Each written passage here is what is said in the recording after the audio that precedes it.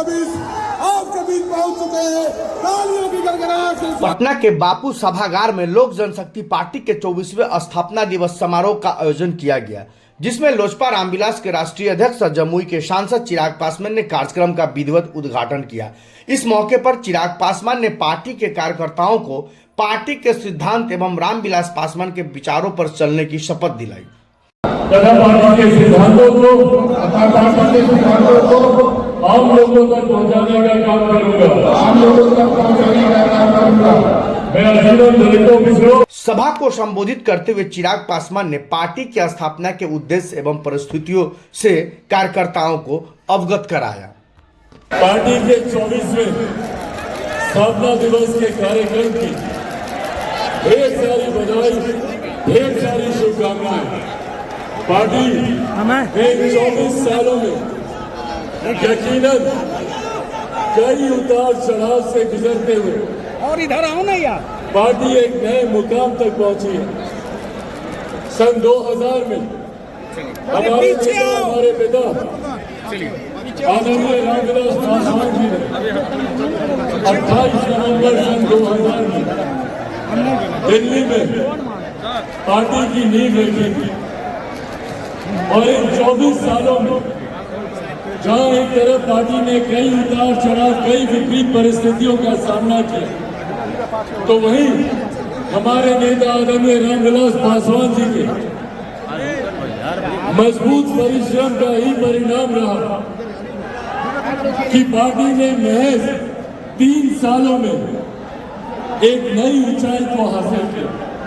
2000 में पार्टी की नींव रखी गई और 2004 में पार्टी ने 4 सांसद जीतकर पहले ही लोकसभा चुनाव में एक मजबूत 10% लोकतंत्र की राजनीति में, चुनावी राजनीति में देने का काम पार्टी ने किया। 2005 में पुनः हम लोगों ने देखा कि एक मजबूत शुरुआत बिहार विधानसभा के चुनाव में पार्टी के द्वारा की गई, जब पार्टी ने 29 विधायक जीतकर सत्ता की चाबी पहली बार चुनाव लड़ने वाली पार्टी लोक जनशक्ति पार्टी के हाथों में आई।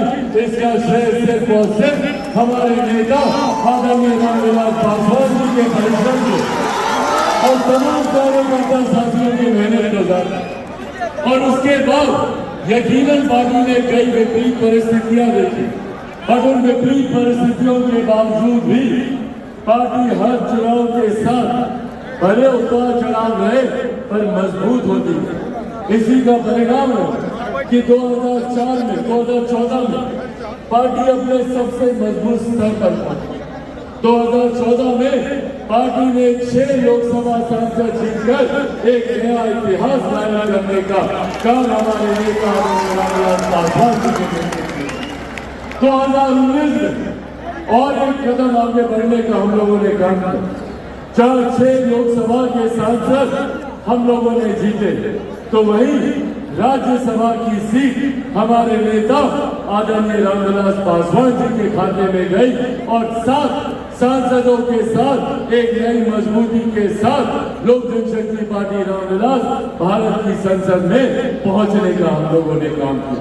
पर हाँ, उसके बाद एक और ऐसा भी आया जब कई शक्तियों ने ये प्रयास किया कि किस तरीके से हमारे नेता आदरणीय रामविलास पासवान जी की बनाई हुई पार्टी को पूरी तरीके से समाप्त कर दिया।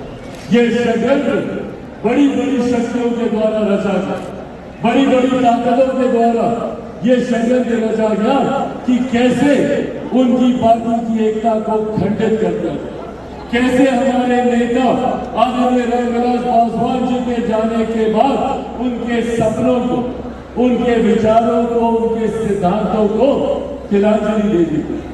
उसमें यकीनन उस वक्त कुछ शक्तियां कामयाब भी नहीं, क्योंकि कहीं ना कहीं गद्दारी भीतर से ही हमारे अपनों ने ही हमें धोखा देने का काम किया। अगर हमारे अपने हमें धोखा नहीं देते तो दुनिया की कोई ताकत नहीं थी तो हमारे नेता की बनाई ताकत।